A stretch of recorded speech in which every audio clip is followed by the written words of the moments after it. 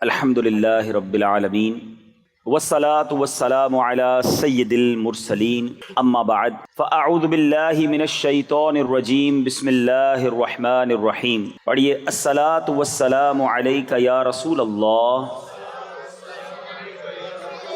وعلی آلک واصحابک یا حبیب اللہ. الصلاة والسلام علیک یا نبی اللہ وعلی آلک واصحابک یا نور اللہ. حضرت سیدنا شیخ احمد بن ثابت مغربی رحمت اللہ تعالی علیہ فرماتے ہیں، ایک دن میں دیوار کے ساتھ ٹیک لگائے قبلہ رخ درود پاک کے ٹاپک پر مضمون کو ترتیب دے رہا تھا. اسی دوران میری آنکھ لگ گئی اور اب میں نے خواب میں دیکھا کہ ایک سنسان جگہ پر ہوں جہاں کوئی عمارت نہیں اور کچھ لوگ جامع مسجد کے دروازے پر موجود ہیں اور باقی مسجد کے اندر. میں اندر گیا تو ان لوگوں کے درمیان بیٹھ گیا. اتنے میں ایک حسین و جمیل نوجوان تشریف لائے، چہرے سے بڑی نیک بختی، بڑی خوش بختی ظاہر ہو رہی تھی، بڑا نورانی چہرہ تھا. تو میں نے کہا آپ کا نام کیا ہے؟ تو اس نوجوان نے کہا کہ میرا نام رومان ہے اور میں اللہ کریم کے ملائکہ میں سے ایک فرشتہ ہوں. تو میں نے کہا کہ پھر یہ اتنے سارے انسانوں کے درمیان آپ کیوں آئے ہیں؟ فرشتے ہیں تو یہاں کیوں آئے ہیں؟ تو وہ کہنے لگے یہ بھی سب آدمی نہیں ہیں، یہ جتنے لوگ ہیں سارے ہی فرشتے ہیں. تو میں نے عرض کی حضور یہ تو بتائیں کہ اتنے سارے فرشتے میں کون کون آیا ہے؟ تو اب انہوں نے بتایا کہ ان میں حضرت جبرائیل بھی ہیں، حضرت میکائیل بھی ہیں، حضرت اسرافیل، حضرت عزرائیل، یہ سب موجود ہیں. تو وہ شخص کہتا ہے کہ میں نے ان سے کہا کہ مجھے حضرت عزرائیل کا دیدار کرنا ہے. حضرت عزرائیل کون ہے؟ ملک الموت، روح قبض کرنے والا جو فرشتہ ہے نا وہ حضرت عزرائیل ہے. تو فوراً ان میں سے ایک صاحب اٹھے، بڑے نہایت حسین و جمیل تھے. تو فرمایا میں اللہ پاک کا بندہ عزرائیل ہوں.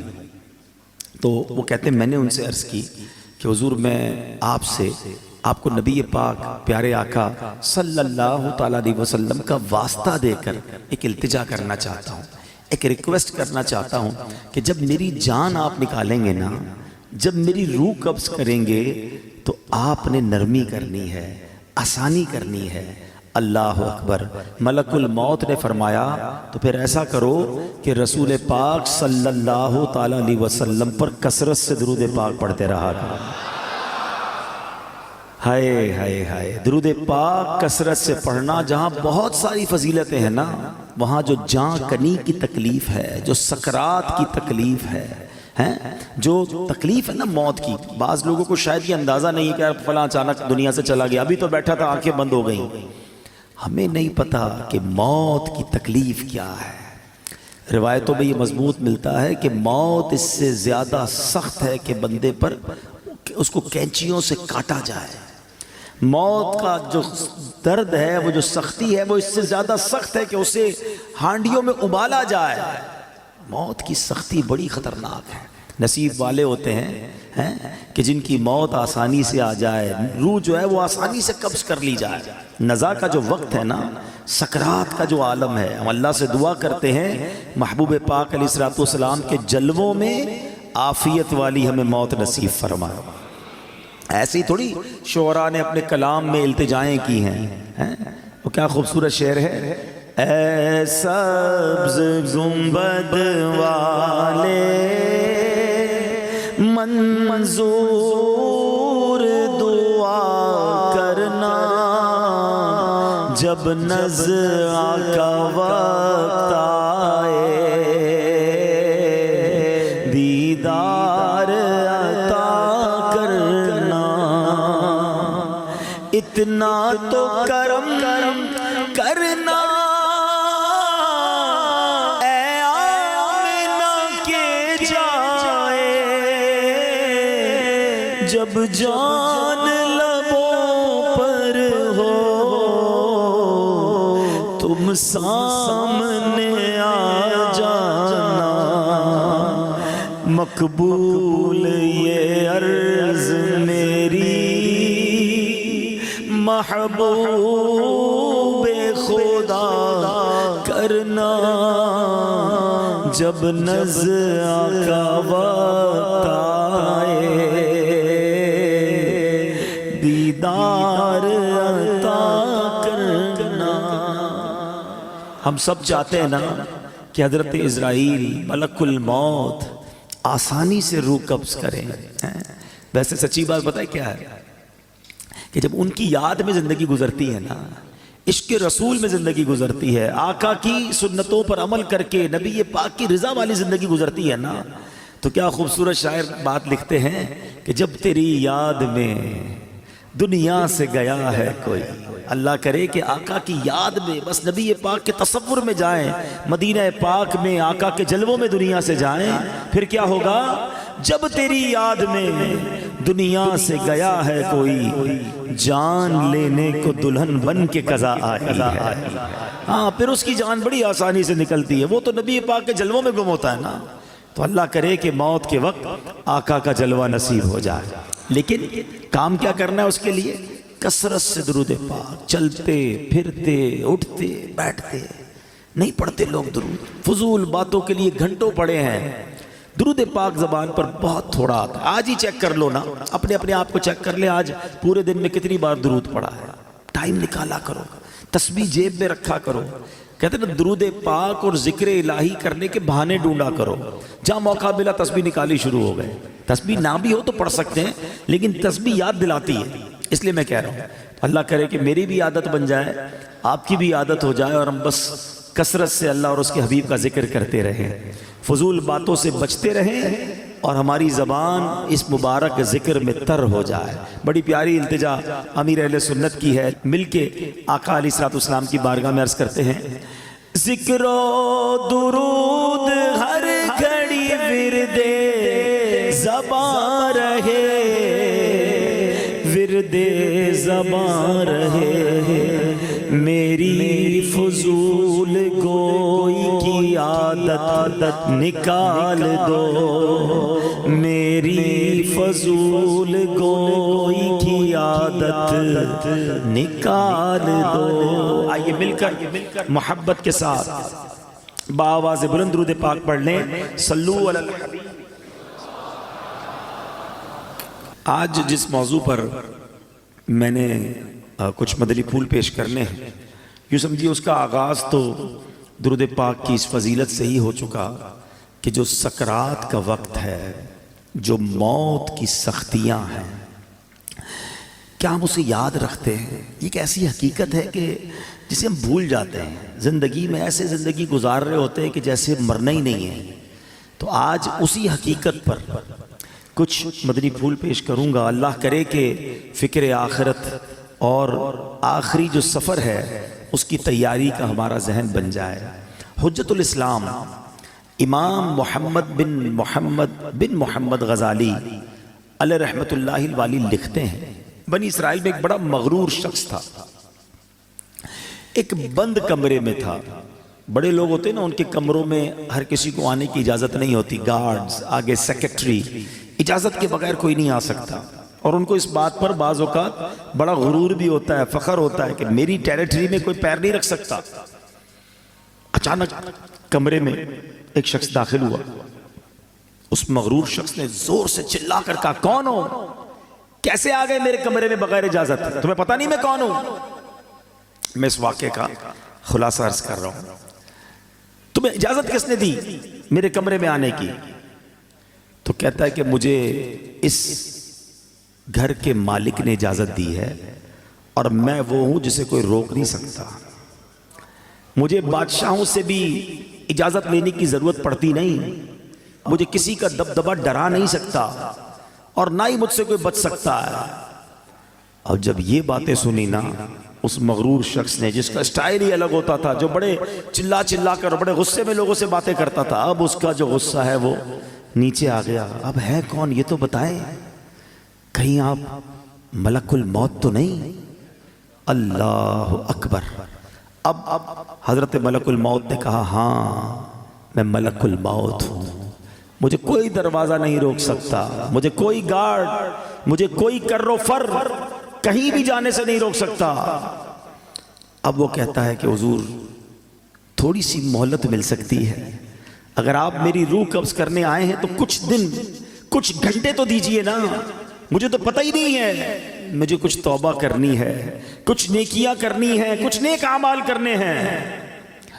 اب ملک الموت نے فرمایا کہ تمہاری سانسیں پوری ہو چکی ہیں, اب تمہارا وقت اینڈ ہو چکا ہے. تو کہا اچھا پھر یہ تو بتائیں, اگر میری روح قبض کریں گے تو مجھے لے کر کہاں جائیں گے؟ تو ملک الموت نے فرمایا اس مقام پر جہاں تو نے اپنے اعمال بھیجے ہوئے ہیں, جس طرح کے اعمال کیے ادھر لے کے جاؤں گا. کہا حضور میں نے تو نیکیاں نہیں کی, کوئی اچھا گھر بھی تیار نہیں کیا ہے. ملک الموت نے فرمایا کہ پھر تمہیں بھڑکتی آگ کی طرف لے کر جائیں گے جو تیرا گوشت نوچ لے گی. یہ کہہ کر ملک الموت نے اس کی روح قبض کر لی. وہ مردہ ہو کر گر پڑا, گھر میں کوہرام مچ گیا, رونا دھونا مچ گیا. اس واقعے کے جو راوی ہیں حضرت یزید رقاشی رحمت اللہ تعالی فرماتے ہیں اگر ان سوگواروں کو اس کے برے انجام کا پتہ چل جاتا تو اس سے زیادہ رونا دھونا مچاتے. اب میرے پیارے اسلام میں سوچئے, یہ ہمارے ساتھ بھی تو ہونا ہے نا. کبھی دفتر میں بیٹھے ہوں گے, کبھی گھر میں لیٹے ہوں گے, پتہ نہیں کبھی کہاں ہوں گے, اور اچانک ملک الموت آ جائیں گے اور ہماری روح قبض کر لی جائے گی. کوئی چانس نہیں ملے گا. جس کو مرنا ہو کیا وہ ایسے جیتا ہے جیسے ہم جی رہے ہیں؟ وہ شاعر لکھتے ہیں نا, جب اس بزم سے اٹھ گئے دوست اکثر اور اٹھتے چلے جا رہے ہیں برابر. ذرا غور تو کیجئے نا, آپ کے رشتہ داروں میں سے کتنے لوگ چلے گئے, آپ کے پڑوسیوں میں سے کتنے لوگ چلے گئے, ارے آپ کی عمر کے دوستوں میں سے کتنے لوگ چلے گئے. بلکہ میں تو ان لوگوں کو بھی جانتا ہوں کہ جن کی عمر مجھ سے کم تھی, وہ بھی دنیا سے چلے گئے. دھڑا دھڑ لوگ جا رہے ہیں. جب اس بزم سے اٹھ گئے دوست اکثر اور اٹھتے چلے جا رہے ہیں برابر. یہ ہر وقت پیش نظر جب ہے منظر, یہاں پر تیرا دل بہلتا ہے کیوں کر, جگہ جی لگانے کی دنیا نہیں ہے, یہ عبرت کی جا ہے تماشا نہیں. ہم کیوں نہیں سوچتے کہ ہمیں مرنا ہے, ہم کیوں نہیں سوچتے کہ ہمیں دنیا سے جانا ہے اور ادھر جانا ہے, اور ادھر کی ہم تیاری نہیں کرتے. حضرت عبداللہ ابن مسعود رضی اللہ تعالیٰ عنہ فرماتے ہیں السعید من وعظ بغیرہ, یعنی سعادت مند وہ ہے جو دوسروں سے نصیحت حاصل کرے. ہمیں نصیحت حاصل کرنی چاہیے نا کہ یار فلاں کا انتقال ہو گیا, میری باری آنے والی ہے. کبھی جنازہ پڑھتے ہوئے, کبھی قبرستان میں مردے کو قبر میں اتارتے ہوئے, کبھی مسجد کا اعلان سنتے ہوئے کہ جناب فلاں کا رضا الہی سے انتقال ہو گیا, ہم کیوں نہیں سوچتے میرا نام بھی اسی اسپیکر سے اعلان ہوگا کہ ان کا بھی رضا الہی سے انتقال ہو گیا ہے. دوست احباب گھر والے کچھ دیر آنسو بہائیں گے, کچھ دیر یاد کریں گے, مگر پھر کہیں گے جلدی کرو, جنازے میں دیر نہیں کرنی چاہیے. پھر ہمارے گھر سے جنازہ اٹھے گا. وہ بھی نصیب والے ہوتے ہیں جن کا گھر سے جنازہ اٹھتا ہے. بعض اوقات تو ایسی جگہ موت آتی ہے کہ لوگوں کو کفن بھی نہیں ملتا, قبر بھی نہیں ملتی ہے. اللہ سے دعا کرتے ہیں کہ اللہ عافیت والی موت عطا فرما, کٹنے والی, پھٹنے والی, جلنے والی, ڈوبنے والی موت سے محفوظ فرما. عافیت والی ہو, کلمے والی ہو. اللہ کریم ہے نا, میرے رب سے تو مانگ سکتے ہیں نا. ہم اللہ سے مانگتے ہیں کہ مولا ہمیں زندگی بھی شان والی عطا فرما, موت بھی شان والی عطا فرما, ایمان والی عطا فرما, کلمے والی عطا فرما, عبرت والی موت نہ دینا مالک کہ مرنے کے بعد لوگ کہیں کہ دیکھو باتیں تو بڑی بڑی کرتا تھا, اس کی موت کیسی ہوئی ہے. اللہ ایسی موت سے ہم سب کو محفوظ فرمائے, برے خاتمے سے بچائے. خدایا برے خاتمے سے بچانا, خدایا برے خاتمے سے بچانا. پڑھوں کلمہ جب نکلے دم یا الہی, پڑھوں کلمہ جب نکلے دم یا الہی. آج کل تو لوگ قبرستان میں جا کے ہنسی مذاق کر رہے ہوتے ہیں, قبرستان میں جا کر موبائل فون پہ کاروبار چل رہا ہوتا ہے, ادھر میت دفنائی جا رہی ہے, ادھر آپس میں دوست کل کی پلاننگ کر رہے ہوتے ہیں. قبرستان عبرت کی جگہ ہے. قبرستان میں ہنسنے والوں کا کیا حال ہوتا ہے, آؤ میں آپ کو ایک واقعہ سناتا ہوں.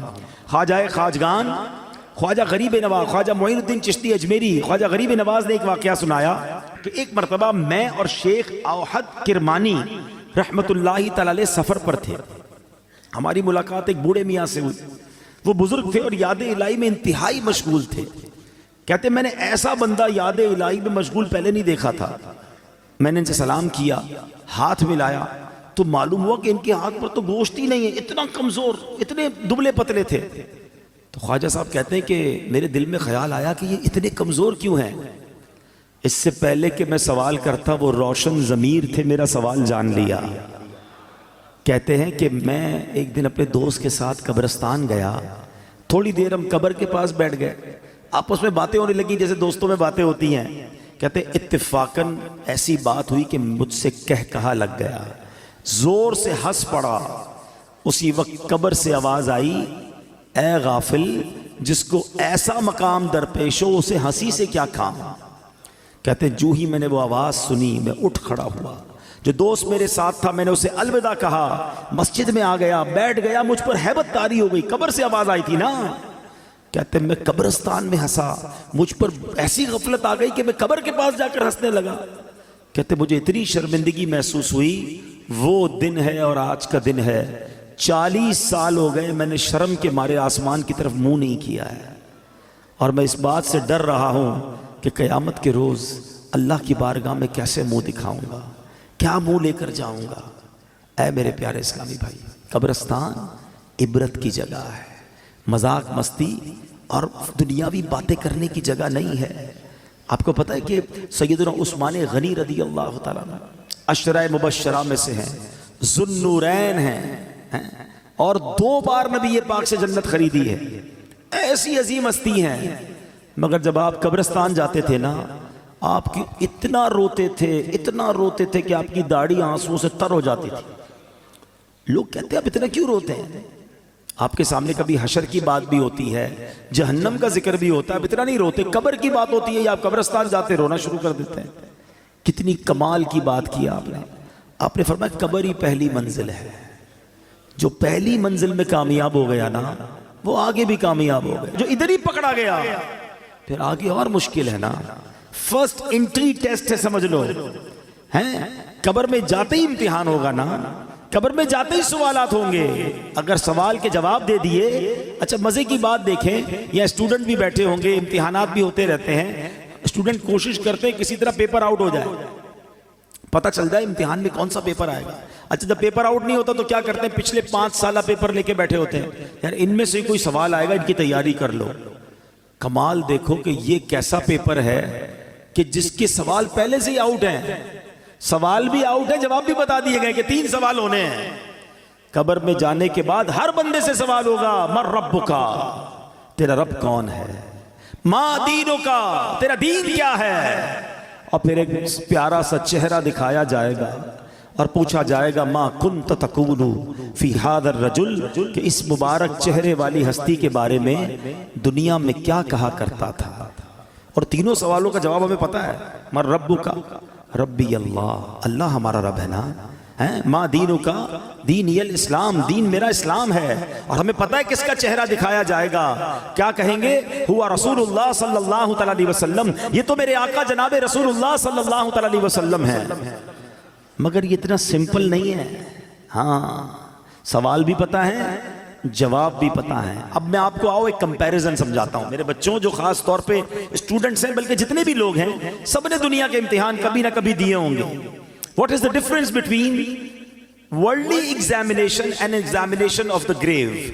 دنیا کے امتحان اور قبر کے امتحان کا میں فرق آپ کو سمجھاتا ہوں.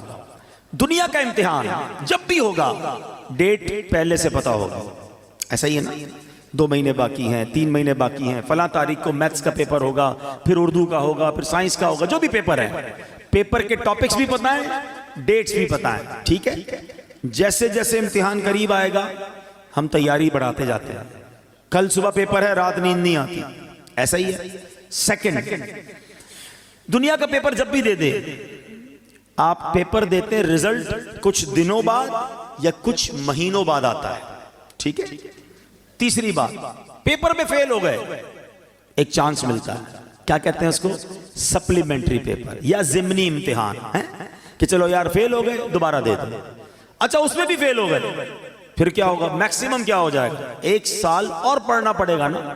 8ویں کا امتحان دیا، پاس نہیں ہوئے، چلو بھائی 8ویں دوبارہ پڑھ لو، 9ویں دوبارہ پڑھ لو.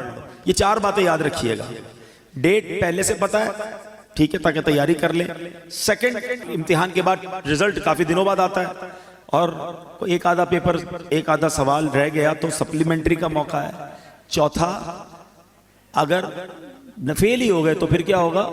آپ کو 1 سال پڑھنا پڑے گا. ایک 5واں بھی مسئلہ ہے جو آج کل زیادہ ہے کہ دنیا کے امتحان میں تھوڑے پیسے دے کر، تھوڑی رشوت دے کر، معاذ اللہ، یہ چیٹنگ کر کے بھی لوگ پاس ہو جاتے ہیں. ایسا ہی ہے. یہ 5 باتیں یاد رکھنا. اب مجھے سچ بتاؤ، اس امتحان کی ٹینشن کتنی ہوتی ہے؟ جس کو دیکھو، ہر بچہ امتحان کے دنوں میں، ہم بھی جاتے ہیں نا بیان کرنے، مسجد کے امام صاحب کے پاس بھی پرچی آ رہی ہوتی، بچوں کے امتحان ہو رہے، دعا کر دے. ہر بچہ مل رہا ہوتا ہے، نوجوان مل رہا ہوتا ہے، حضرت پیپر دیے، دعا کر دے. ٹینشن ایسا ہی ہے نا. اب بتاؤ تمہیں اس امتحان کی اتنی ٹینشن ہے. اچھا جتنے لوگ بیٹھے نا، سارے پیپر دیتے بھی نہیں. کوئی کہے بھائی مجھے ٹینشن ہی نہیں لینی، میں نے پڑھنا ہی نہیں ہے، میں نے کوئی امتحان ہی نہیں دینا، تو آپ امتحان سے بچ جاؤ گے. میں جس امتحان کی بات کر رہا ہوں اس سے بچ کوئی نہیں سکے گا.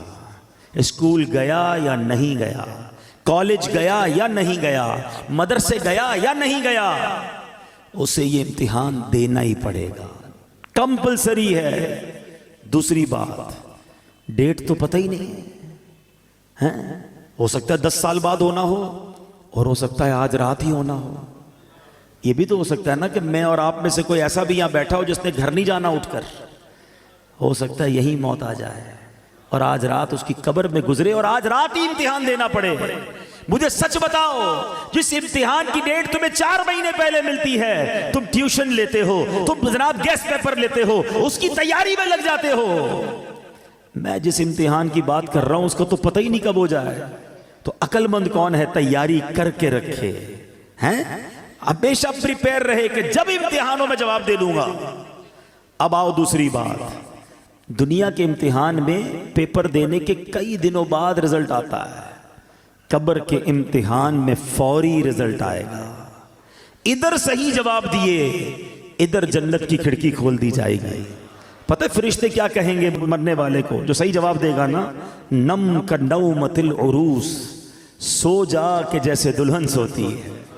اسے قبر ایسے دبائے گی، قبر ہر کسی کو دبائے گی، یاد رکھیے گا. کسی کو تو ایسے دبائے گی جس سے رب ناراض ہوا، پسلیاں ایک دوسرے میں پیوست ہو جائیں گی، ٹوٹ جائیں گی پسلیاں. مگر کسی کو ایسے دبائے گی جیسے ماں دباتی ہے اپنے بچے کو، پیار سے. اور جس نے غلط جواب دیا، جو جواب نہ دے سکا، انتظار نہیں ہوگا، اسی وقت قبر میں جہنم کی کھڑکی کھلے گی، آگ برسا دی جائے گی اور قبر اسے تہس نہس کر دے گی. تیسری بات، کوئی سپلیمنٹری نہیں ہے. ارے فرشتوں سنو سنو، غلطی ہو گئی، ایک جواب غلط ہو گیا، رکو رکو دوبارہ جواب دینا ہے. نہیں، اونلی 1 چانس. ٹھیک ہے. اچھا ادھر کانسیکوینسز کیا تھے، ادھر نقصان کیا تھا کہ ایک بار فیل بھی ہو گیا تو کیا مسئلہ، 1 سال پڑھنا ہے نا. ادھر فیل ہو گئے تو اب قیامت تک مار پڑھنی ہے. اب تو رب ناراض ہو گیا نا، اب تو سانپ ہیں، بچھو ہیں. کیوں نہ روئیں عثمان غنی رضی اللہ تعالیٰ عنہ، خدا کی قسم اس سے مشکل امتحان کوئی اور نہیں ہے. مگر عقل تو دیکھو ہماری کہ دنیا کے امتحان، دنیا کے انٹرویو، دنیا کی آڈٹ رپورٹ، دنیا کا ٹیکس رپورٹ، ارے کوئی ہم سے رپورٹ مانگے گھبراہٹ شروع ہو جاتی ہے. ایک رپورٹ قبر میں جا کر دینی ہے، ایک ٹیسٹ دینا ہے، کیسے جواب دو گے؟ اب آتا ہوں ایک اور بات کی طرف. آپ کہیں اپنے تو جواب یاد کرا دیے، اب تو ہم دے دیں گے. نہیں، یہ ایسا نہیں ہے کہ جس کو جواب یاد ہے وہ جواب دے دے گا، پھر تو سب کو ہی یاد ہے نا. اس دن جس سے رب راضی ہوگا، جو ایمان سلامت لے کر قبر میں جائے گا، وہ تو انشاءاللہ جواب دے دے گا. اور عاشق رسول تو سبحان اللہ، عاشق رسول تو موت کا انتظار کرتا ہے. اس کو پتا ہے کہ آقا کا قبر میں دیدار ہونا ہے. اعلیٰ حضرت فرماتے نا جان دے دو وعدہ دیدار پر. ارے جان دو گے تو دیدار ہوگا نا. جان دے دو وعدہ دیدار پر نقد اپنا دام ہو ہی جائے. ہاں عاشق رسول کو گھبراہٹ نہیں ہوتی. گھبراہٹ اسے ہو جس کی قبر میں کیڑے پڑنے ہیں. نمازیں پڑھی ہیں, سنتوں پر عمل کیا ہے, درود پاک پڑھا ہے, حرام روزی سے بچا ہے, حرام دیکھنے سے بچتا ہے, قرآن پاک کی تلاوت کرتا ہے, اللہ کی رضا والے کام کرتا ہے, ماں باپ کا ادب کرتا ہے. انشاءاللہ اس کی قبر تو نور نلا نور ہونی ہے. اس کو تو دنیا سے زیادہ راحت قبر میں ملے گی. جنت کی کھڑکی کھل جائے گی, جنت کی نعمتیں نصیب ہو جائیں گی. عاشق رسول کی تو کہتے ہیں نا, اس کی ترجمانی شاعر کرتے ہیں کہ وہ تو جب آقا قبر میں آئیں گے نا, تو جب پوچھیں گے فرشتے کہ یہ کون ہے, تو کیا کہیں گے؟ میرا دین و ایمان فرشتے جو پوچھیں تمہاری جانب اشارہ کروں میں تمہاری جانب اشارہ کروں. ہم تو آقا کا انتظار, جو عاشق رسول ہے نا وہ تو فرشتوں سے کہے گا, فرشتوں سے کہے گا ایسی جلدی بھی نہ کرو, میں تو آقا کے دیدار تو کرنے دو. ایسی جلدی بھی کیا, آج کی رات ہے, قبر میں سرکار تشریف لائیں تو میں قدموں میں گروں, گر فرشتے بھی اٹھائیں تو میں ان سے یوں کہوں کہ اب تو پائے ناز سے میں اے فرشتوں کی اٹھوں, مر کے پہنچا ہوں یہاں اس دل ربا کے واسطے. عاشق رسول کے بارے نہیں آ رہے ہوں گے, مگر صرف نعرے لگانے والا نہیں ہے, صرف نیازی نہیں نمازی بھی ہو, صرف نعرے لگانے والا نہیں سنتوں پر عمل کرنے والا بھی ہو, حرام چیزوں سے بچنے والا ہو.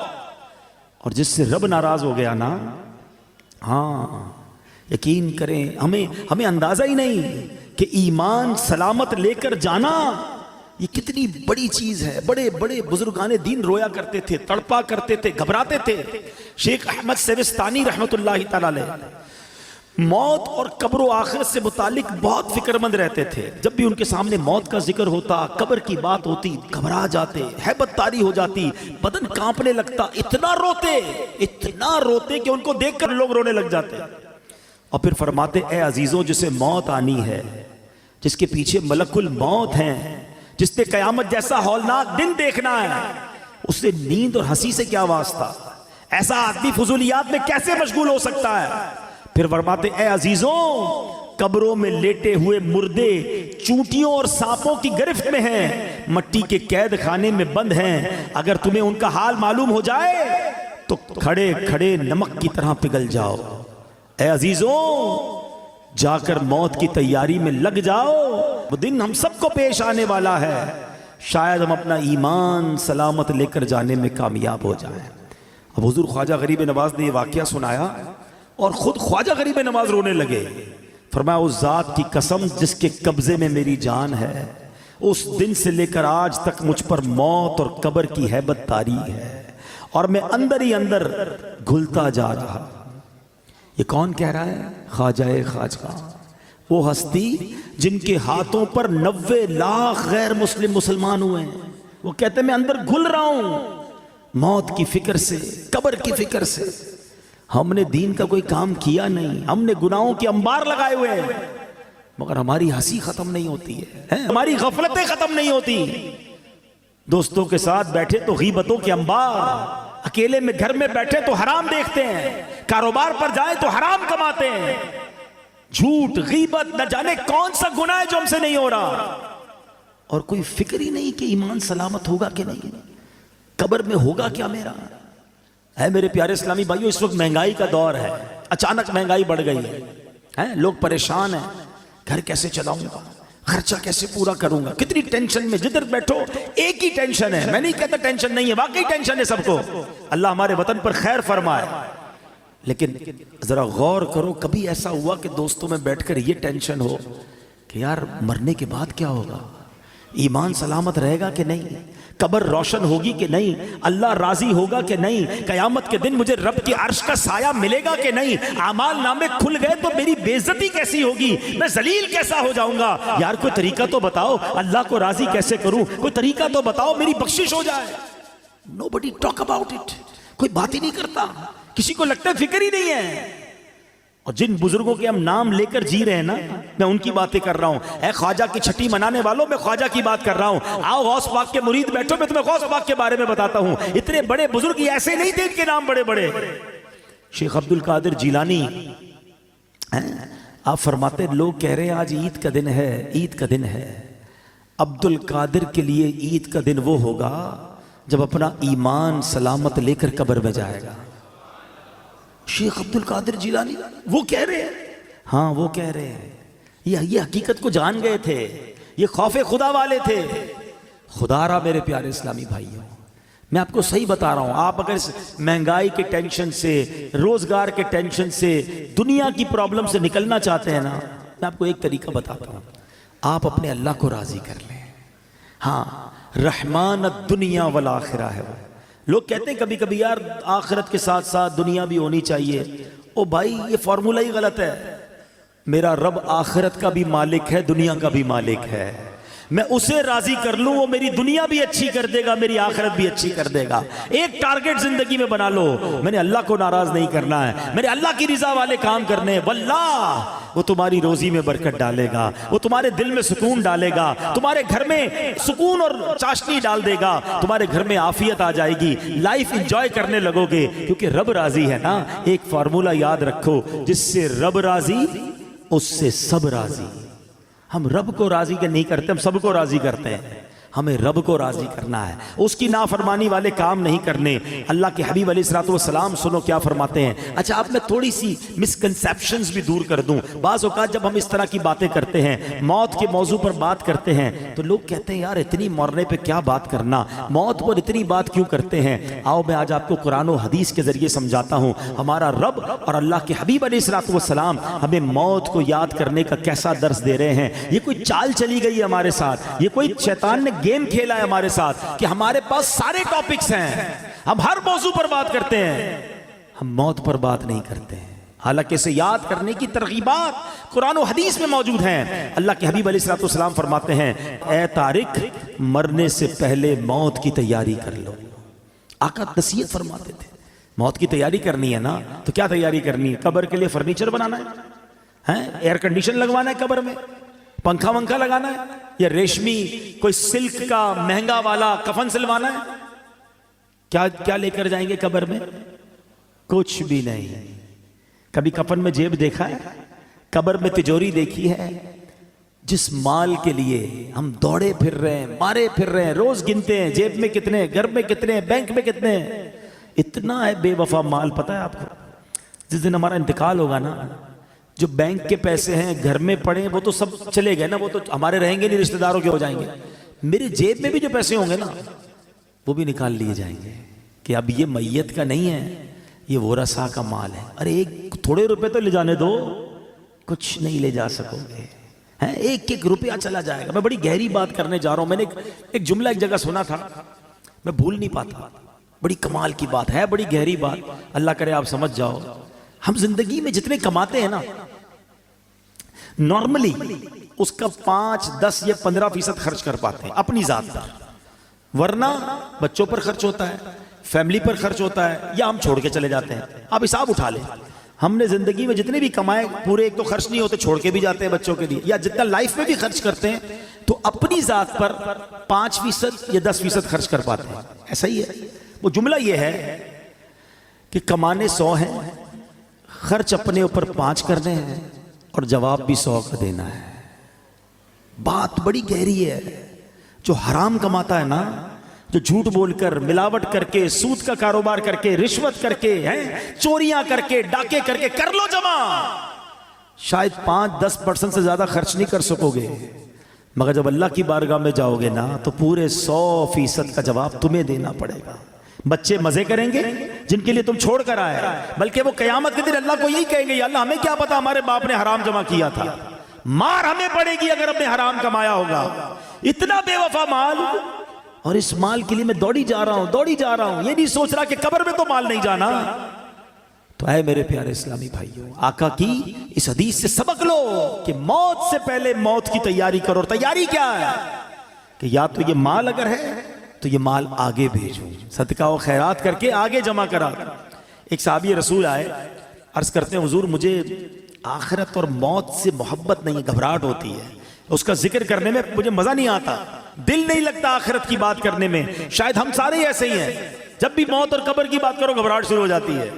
کیا شاندار جواب دیا نبی پاک نے۔ حدیث پاک کا خلاصہ پیش کر رہا ہوں، فرمایا بندے کا دل ادھر لگتا ہے جدھر اس کا مال ہو، تم اپنا مال آگے بھیج دو، تمہارا دل بھی آخرت میں لگنا شروع ہو جائے گا۔ سے دبئی میں لگائے ہوئے ہیں، دبئی جاتے رہتے ہیں کیونکہ مال ادھر ہے، دل بھی ادھر ہے، واپس بھی نہیں آتے۔ کیا شاندار جواب دیا، عقل مندوں کے لیے کمال جواب ہے یہ۔ اگر آخرت میں دل لگانا ہے نا تو بندہ کہ میرے پیسے ادھر ہیں بھائی، میں نے اپنا مال اللہ کی راہ میں صدقہ کیا ہوا، محل تیار ہے، مسجد بنا دی ہے اللہ کے کرم سے، کیونکہ حدیث پاک کا خلاصہ ہے جو اللہ کے لیے مسجد بناتا ہے اللہ اس کے لیے جنت میں گھر بناتا ہے۔ خوش نصیب ہیں وہ لوگ جو مسجد بناتے ہیں یا مسجد میں حصہ ملاتے ہیں۔ کچھ نہ کچھ پیسے آگے بھجوایا کرو، یہ اگلا اکاؤنٹ ہے ہمارا، جاتے کہیں نہیں ہے، ادھر سے نکل کر اس اکاؤنٹ میں جا رہے ہیں جدھر زیادہ گزارنی ہے زندگی۔ تو آقا نے کیا خوب بات فرمائی کہ اگر آخرت میں دل لگانا ہے نا تو اپنا مال ادھر بھیج دے، کیونکہ بندے کا دل مال کے ساتھ ہوتا ہے، جب مال ادھر ہوگا تیرا دل بھی ادھر ہی لگ جائے گا۔ تو یہ موت کی تیاری کا ایک طریقہ ہے، اچھے اعمال کرے اور آگے اپنے اعمال بھیجے، نیکیاں بھیجے، تو انشاءاللہ اس کی تیاری اچھی ہو جائے گی۔ اللہ کریم قرآن مجید فرقان حمید میں فرماتا ہے وَاتَّقُوا يَوْمًا تُرْجَعُونَ فِيهِ إِلَى اللَّهِ، اور ڈرو اس دن سے جس میں اللہ کی طرف پھرو گے۔ ایک قول کے مطابق اس آیت کریمہ کا معنی یہ ہے اے ایمان والو ڈرو اس دن سے جب تم اس دنیا کو چھوڑ کر سفر آخرت پر روانہ ہو جاؤ گے۔ اے میرے پیارے اسلامی بھائیوں، اللہ کریم قرآن مجید میں فرماتا ہے وَلَا تَنْسَ نَصِيبَكَ مِنَ الدُّنْيَا، اور دنیا میں اپنا حصہ نہ بھول۔ اب کون سا حصہ ہے ہمارا دنیا میں؟ سنیں اس آیت کی تفسیر میں علماء نے فرمایا اس سے مراد کفن ہے، یعنی دنیا میں ہمارا حصہ کتنا ہے؟ بس کفن لے کر جانا ہے اور کچھ لے کر نہیں جانا ہے۔ اور اتنی تیاری ہے دنیا سجانے کی، چھوٹا گھر بڑا ہو جائے، بڑا گھر اور بڑا ہو جائے، چھوٹا کاروبار بڑا ہو جائے۔ میں نہیں کہتا کاروبار بڑا نہ کریں، میں نہیں کہتا گھر بڑا نہ بنائیں، مگر اس گھر میں، اس کاروبار میں، اس دنیا میں اتنے غرق تو نہ ہو جائے نا کہ پہلے تو حلال اور حرام کی تمیز اٹھ جائے اور پھر مرنے کا ہی خیال نہ رہے۔ خدا را دیکھو ایک بات یاد رکھیں، ہمارے ساتھ ایسا نہیں ہے کہ ہمیں کوئی ٹائم الگ الگ دیا گیا ہے کہ بھائی یہ ٹائم دنیا کے لیے تیاری کر لو اور یہ والے ٹائم آخرت کی تیاری کر لینا، پھر تو ٹھیک ہے۔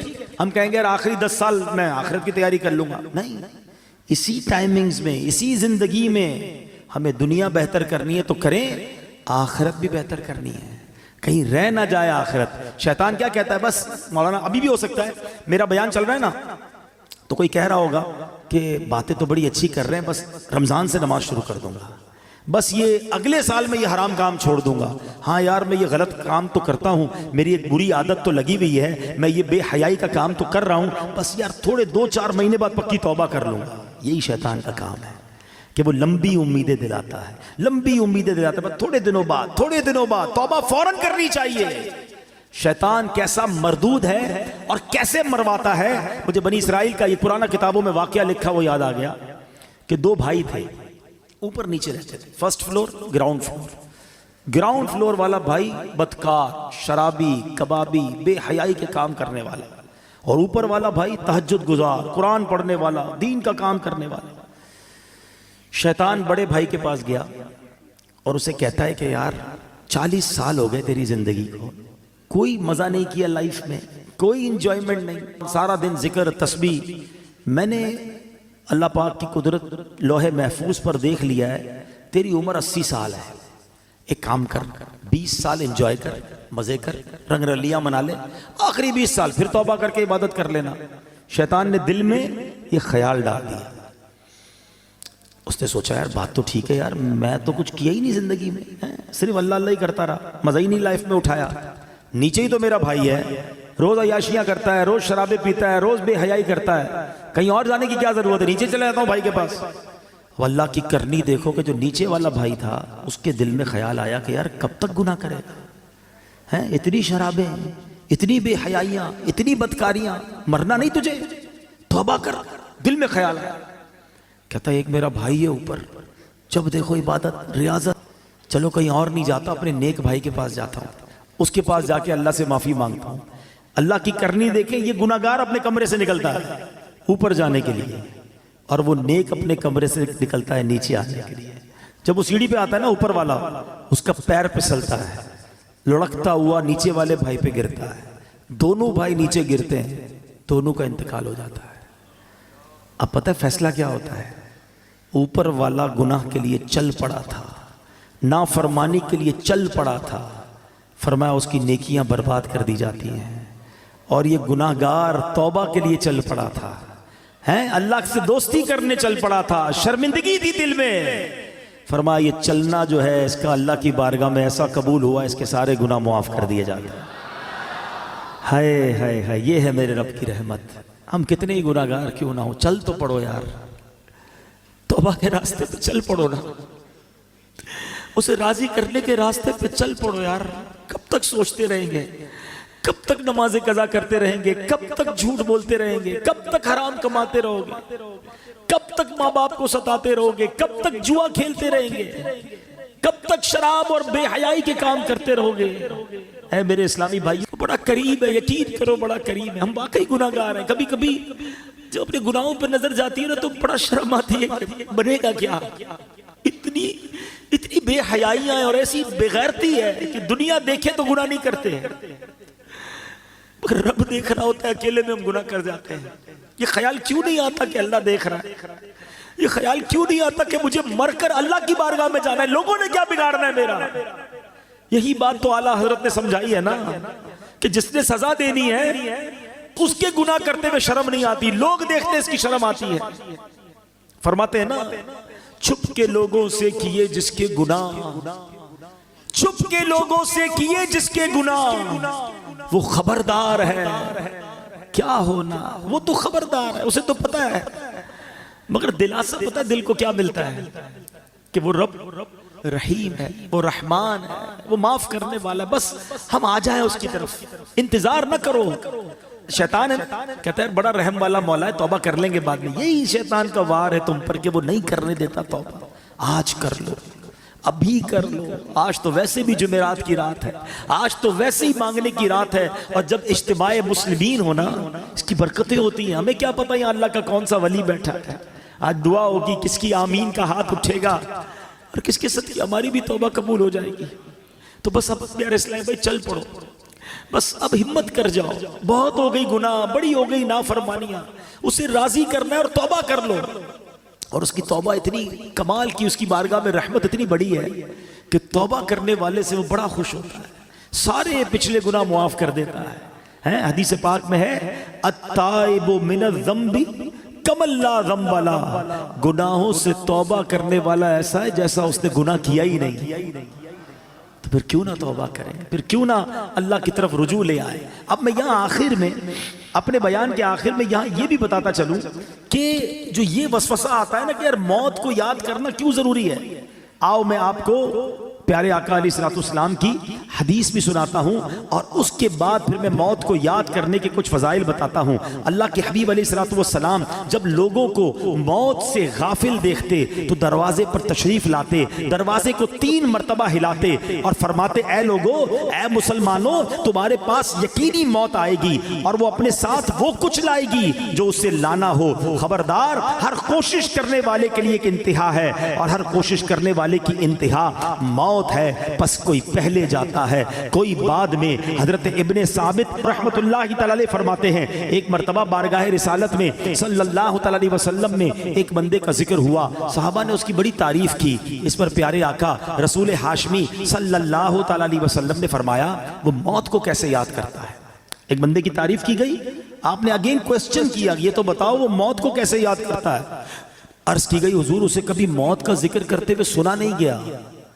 آقا علیہ الصلوۃ والسلام نے فرمایا پھر وہ ایسا نہیں ہے جیسا تم کہہ رہے ہو. یعنی بندہ اچھا وہ ہے جو موت کو یاد کرتا ہے. حدیث پاک میں ہے جسے موت کی یاد خوف زدہ کرتی ہے قبر اس کے لیے جنت کا باغ بن جائے گی. ہاں، اکیلے میں بھی یاد کر کے آنسو بہایا کرو، موت کو یاد کیا کرو، کیونکہ یہ جو خوف ہے نا یہ قبر کے عذاب سے بچا لے گا، یہ قبر کے خوف سے بچا لے گا. جو ادھر بے خوف ہے کہیں ایسا نہ ہو قبر میں خوف زدہ ہو جائے، قبر میں عذاب میں گرفتار ہو جائے۔ بارگاہ رسالت میں عرض کی گئی یا رسول اللہ صلی اللہ علیہ وسلم کیا کسی کو شہداء کے ساتھ بھی اٹھایا جائے گا؟ کیسا سوال ہے، شہید کا کیا مرتبہ ہے؟ آقا نے فرمایا ہاں، اس کو جو دن رات میں 20 مرتبہ موت کو یاد کرتا ہو۔ یہ ترغیب ہے، ایسے نہیں دعوت اسلامی والے موت کی بات کرتے، تو حدیثوں میں ہے، جو دن میں 20 بار موت کو یاد کرے، فرمایا اس کو شہیدوں کے ساتھ اٹھایا جائے۔ حضرت انس بن مالک رضی اللہ عنہ سے روایت ہے، سرکار دو عالم صلی اللہ علیہ وسلم نے فرمایا موت کو کثرت سے یاد کیا کرو، کیونکہ وہ گناہوں کو زائل کرتی ہے اور دنیا سے بے رغبتی پیدا کرتی ہے۔ حضرت سفیان ثوری فرماتے ہیں ہمیں ایک بزرگ نے یہ بات بتائی کہ حضور انور صلی اللہ علیہ وسلم نے ایک شخص کو وصیت کی کہ تم موت کو کثرت سے یاد کیا کرو، وہ تمہیں دوسرے غموں سے آزاد کر دے گی، اور غموں سے بچنا ہے نا تو موت کو یاد کیا کرو۔ حضرت دقاق رحمت اللہ تعالی فرماتے ہیں جو موت کو کثرت سے یاد کرتا ہے 3 باتوں کے ذریعے اسے عزت دی جاتی ہے، رسپیکٹ پاتا ہے۔ غور سے سنو، فرمایا اسے توبہ کی جلد توفیق ملتی ہے۔ موت یاد ہوگی تو بندہ توبہ کرے گا نا کہ یار مر جاؤں گا، توبہ کر لوں۔ دوسرا، اسے قناعت کی دولت مل جاتی ہے، تھوڑے پیسوں میں بھی خوش رہتا ہے، زیادہ حل میں مزید نہیں ہوتا کہ یار مرنا ہے اب اور کیا کروں گا، ورنہ یہ بھی آ جائے وہ بھی آ جائے، اس کا بھی چھین لوں اس کا بھی لوٹ لوں۔ وہ قناعت کی توفیق مل جاتی ہے کیونکہ موت یاد ہوتی ہے۔ تیسری بات فرمائی عبادت میں چستی نصیب ہوتی ہے، فرض پڑھ کر بھاگنے کا جی چاہ رہا ہے، یار آج سنتیں نہیں پڑھتا، یار موت آنے والی ہے سنتیں پڑھ لے گا، چلو یار اب تو چلوں، یار مرنا ہے نفل اور پڑھ لوں، مغرب ہے تو اوابین پڑھ لوں۔ تو یہ جو موت یاد ہوگی نا تو عبادت میں چستی نصیب ہوگی، تسبیح نکالے گا تو رکھنے کو جی نہیں چاہے گا، ایک اور پڑھ لیتا ہوں یار ابھی کبھی بھی مر سکتا ہوں، یہ قبر میں کام آئے گا، قبر میں نور بن جائے گا۔ تو توبہ آسان، عبادت آسان اگر بندہ موت یاد رکھے۔ اور فرمایا کہ جو موت کو بھلا دیتا ہے وہ اپوزٹ اس کے 3 باتوں میں گرفتار کر دیا جاتا ہے۔ یہ ترغیب ہے، ایسے نہیں دعوت اسلامی والے موت کی بات کرتے، تو حدیثوں میں ہے جو دن میں 20 بار موت کو یاد کرے، فرمایا اس کو شہیدوں کے ساتھ اٹھایا جائے۔ حضرت انس بن مالک رضی اللہ عنہ سے روایت ہے، سرکار دو عالم صلی اللہ علیہ وسلم نے فرمایا موت کو کثرت سے یاد کیا کرو، کیونکہ وہ گناہوں کو زائل کرتی ہے اور دنیا سے بے رغبتی پیدا کرتی ہے۔ حضرت سفیان ثوری فرماتے ہیں ہمیں ایک بزرگ نے یہ بات بتائی کہ حضور انور صلی اللہ علیہ وسلم نے ایک شخص کو وصیت کی کہ تم موت کو کثرت سے یاد کیا کرو، وہ تمہیں دوسرے غموں سے آزاد کر دے گی، اور غموں سے بچنا ہے نا تو موت کو یاد کیا کرو۔ حضرت دقاق رحمت اللہ تعالی فرماتے ہیں جو موت کو کثرت سے یاد کرتا ہے 3 باتوں کے ذریعے اسے عزت دی جاتی ہے، رسپیکٹ پاتا ہے۔ غور سے سنو، فرمایا اسے توبہ کی جلد توفیق ملتی ہے۔ موت یاد ہوگی تو بندہ توبہ کرے گا نا کہ یار مر جاؤں گا، توبہ کر لوں۔ دوسرا، اسے قناعت کی دولت مل جاتی ہے، تھوڑے پیسوں میں بھی خوش رہتا ہے، زیادہ حل میں مزید نہیں ہوتا کہ یار مرنا ہے اب اور کیا کروں گا، ورنہ یہ بھی آ جائے وہ بھی آ جائے، اس کا بھی چھین لوں اس کا بھی لوٹ لوں۔ وہ قناعت کی توفیق مل جاتی ہے کیونکہ موت یاد ہوتی ہے۔ تیسری بات فرمائی عبادت میں چستی نصیب ہوتی ہے، فرض پڑھ کر بھاگنے کا جی چاہ رہا ہے، یار آج سنتیں نہیں پڑھتا، یار موت آنے والی ہے سنتیں پڑھ لے گا، چلو یار اب تو چلوں، یار مرنا ہے نفل اور پڑھ لوں، مغرب ہے تو اوابین پڑھ لوں۔ تو یہ جو موت یاد ہوگی نا تو عبادت میں چستی نصیب ہوگی، تسبیح نکالے گا تو رکھنے کو جی نہیں چاہے گا، ایک اور پڑھ لیتا ہوں یار ابھی کبھی بھی مر سکتا ہوں، یہ قبر میں کام آئے گا، قبر میں نور بن جائے گا۔ تو توبہ آسان، عبادت آسان اگر بندہ موت یاد رکھے۔ اور فرمایا کہ جو موت کو بھلا دیتا ہے وہ اپوزٹ اس کے 3 باتوں میں گرفتار کر دیا جاتا ہے۔ توبہ میں تاخیر کرتا ہے، یار بعد میں کر لوں گا، ابھی تو جوانی ہے، ابھی تو شادی بھی نہیں ہوئی ہے، ابھی کیا توبہ کروں، مزے کر لوں پھر اللہ اللہ کروں گا۔ کیا جوان مرتے نہیں؟ شادی سے پہلے مرتے ہوئے نہیں دیکھا اپنے لوگوں کو؟ کبھی بھی جا سکتے ہیں۔ پھر فرمایا بقدر ضرورت رزق پر راضی نہ ہونا، اور پیسے چاہیے اور پیسے چاہیے، کیونکہ موت تو بھول چکا ہے، حرام کماتا ہے، رشوت لیتا ہے، سود لیتا ہے، موت تو یاد ہی نہیں ہے۔ اور تیسرا فرمایا عبادت میں بھی سستی ہو جاتی ہے، بعد میں پڑھ لوں گا، اگلے جمعے سے نماز پڑھوں گا، رمضان سے نماز پڑھوں گا، اس سے پہلے ہی مر گئے تو سوچئے موت کو یاد کرنا بہت سارے فائدے لاتا ہے۔ حضرت کعب الاحبار رحمت اللہ تعالی علیہ فرماتے ہیں جو موت کو پہچان لیتا ہے اس پر دنیا کے غم و مصائب آسان ہو جاتے ہیں۔ اے میرے پیارے اسلامی بھائیوں، امام حسن بصری رحمت اللہ تعالی علیہ فرماتے ہیں نبی پاک نے صحابہ کرام سے پوچھا کیا تم سب جنت میں داخل ہونا چاہتے ہو؟ یہی سوال میں آپ سے کر لوں، سارے کہیں گے نا کہ ہم جنت میں جانا چاہتے ہیں۔ صحابہ نے کہا حضور جی ہاں یا رسول اللہ صلی اللہ تعالی علیہ وسلم۔ تو اللہ کے حبیب نے فرمایا اپنی امیدوں کو مختصر کرو، موت کو آنکھوں کے سامنے رکھو اور اللہ پاک سے حیا کا حق ادا کرو۔ اللہ کرے کہ یہ باتیں ہمیں یاد رہیں، ہم اپنی موت کی تیاری کی کوشش کرتے رہیں اور تیار رہیں۔ میں ایک مشورہ دیتا ہوں، ہم میں سے کسی کے پاس گارنٹی ہے کہ وہ 1 سال زندہ رہے گا؟ 1 مہینہ، اچھا 1 دن، آج صبح تک کوئی زندہ رہے گا اس کی ہاتھ اٹھا دے۔ آگاہ اپنی موت سے کوئی بشر نہیں، سامان 100 برس کا ہے، پل کی خبر نہیں۔ اس کا مطلب ہمیں پتہ ہی نہیں کب مر جائیں، آج بھی مر سکتے ہیں نا، تیاری کب کرو گے؟ تیار رہنا پڑے گا۔ یعنی میں روزانہ ایسے جیوں کہ آج مر جاؤں پھر بھی اللہ راضی ہوگا، قبر جنت کا باغ بنے، ایسی لائف گزارنی ہے۔ تو ایسی لائف گزارنے کے لیے ہمیں اپنے شیڈول کو، اپنے لائف سٹائل کو بدلنا پڑے گا۔ ہمارے سامنے آئے دن کوئی حادثہ ہوتا ہے، خبر آتی ہے، ویڈیو آتی ہے کہ نوجوان دنیا سے چلا گیا۔ اللہ ہماری حفاظت فرمائے، ہماری جان، مال، عزت، آبرو، آل اور اولاد سب کی حفاظت فرمائے۔ لیکن ڈاکوؤں سے بچ گئے، چوروں سے بچ گئے، مرنا پھر بھی ہے۔ ہاں موت سے نہیں بچ سکتے، تیاری کر لو نا۔ تو آؤ مل کر آخرت کی تیاری کرتے ہیں۔ یقین کریں دعوت اسلامی سے بہت ساری وجوہات کی وجہ سے پیار ہے، مگر ایک پیار کی وجہ یہ بھی ہے کہ یار یہ کمال کا ماحول ہے، ہمیں پکڑ پکڑ کر آخرت کی یاد دلاتا ہے۔ ہم غافل ہو جاتے ہیں، کبھی رائٹ ہو جاتے ہیں، کبھی لیفٹ ہو جاتے ہیں، یہ پھر ہمیں ٹریک پہ لاتا ہے کہ کدھر جا رہے ہو۔ جنت کا راستہ تو یہ ہے، اللہ کی رضا کا راستہ یہ ہے، ایمان سلامت لے کر قبر میں جانے والا راستہ یہ ہے۔ پکڑ لو اس ماحول کو، چھوڑا نہ کرو۔ یہ اسلام پہ نظر آتے ہیں کچھ لوگ آگے پیچھے ہو جاتے ہیں، یا یہ پھر آئیں گے، پھر درس دیں گے، پھر مسجد میں لے جائیں گے۔ کدھر لے جا رہے ہیں تمہیں؟ تمہارے رب کے پاس لے جا رہے ہیں۔ اگر یہ کہتے ہیں مدنی قافلوں میں چلو، تو کیا قافلے میں جا کر آپ ہمارے امیر قافلوں کو 5-5 ہزار کا لفافہ دیتے ہو؟ اس کا کیا فائدہ ہے؟ وہ اس لیے بلاتا ہے کہ 3 دن آؤ، اللہ کے گھر میں رہ کے رب کو راضی کر لو، قبر کی تیاری کر لو، قبر روشن کر لو، ان کا شکریہ ادا کیا کرو، ان سے بھاگا نہ کرو۔ یہ تم سے محبت کرتے ہیں، یہ تمہیں بلاتے اس لیے ہیں کہ آؤ ہم مل کر اپنی آخرت روشن کر لیں۔ دنیا تو گزر ہی جانی ہے، 50 60 70 سال ختم ہونے والی۔ یار ہم میں سے کئیوں کے بال سفید ہو گئے، کتنا جیئیں گے یار؟ اب تو مرنے والے ہیں، پتہ نہیں کب دنیا سے چلے جائیں گے۔ تو ادھر کی تیاری کر لو، ادھر مار نہ پڑے، ادھر کچھ بھی نہیں کر سکیں گے اگر سانپ اور بچھو قبر میں آ گئے۔ ارے آج تو ایک کیڑا ادھر آ جائے ہماری چیخ نکل جاتی ہے، ابھی لائٹیں بند ہو جائے تو ہم گھبرانا شروع کر دیں گے۔ قبر بھی کیا ہوگا اگر اللہ ناراض ہو گیا؟ ان دعوت اسلامی والوں کا ساتھ دو، آیا کرو اجتماع میں، جایا کرو مدنی قافلے میں، درس ہو تو بیٹھ جایا کرو، نماز پڑھو تو نفل بھی پڑھ لیا کرو، تھوڑا قرآن بھی پڑھ لیا کرو، دور نہ جاؤ مسجدوں سے۔ اللہ بڑا کریم ہے، وہ رحیم ہے، گناہ گار ہے، وہ بخش دے گا، لیکن بس دوستی رکھو، اللہ کے دوستوں سے دوستی رکھو۔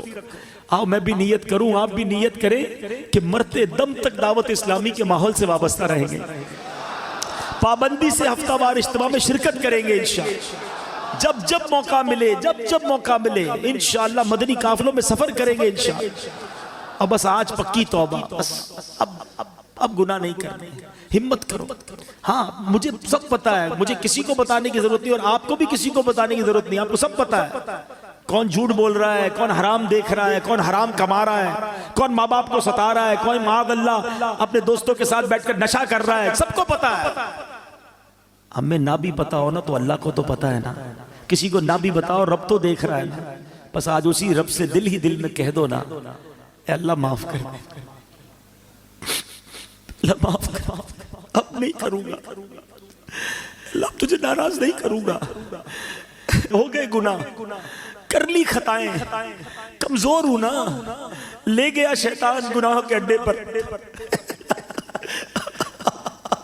اب معافی دے دے، تجھ سے معافی مانگتے مولا ہمیں معاف کر دے، ہمیں استقامت بھی تو دے دے، ہمیں اپنے پسندیدہ بندوں میں شامل کر لے، ہمیں شیطان کے مقابلے میں طاقت دے دے۔ ہم ہمت تو کر رہے ہیں، اے اللہ طاقت تو نے دینی ہے، مدد تو نے کرنی ہے، بس آج یہ اپنے دل میں نیت کر لو، اپنے رب سے خود ہی وعدے کر لو، وہ بڑا کریم ہے، وہ بڑا رحیم ہے، وہ نگاہ بھی فرمائے گا، وہ مدد بھی فرمائے گا، اور وہ ہمیں اچھا بھی کر دے گا۔ رب کریم سے دعا کرتا ہوں کہ اللہ نیکوں کے صدقے ہمیں نیک بنا دے، اچھوں کے صدقے ہمیں اچھا بنا دے، ہماری گناہوں والی عادتیں رب اپنے کرم سے دور کر دے، آمین بجاہ النبی الامین صلی اللہ تعالی علیہ وسلم۔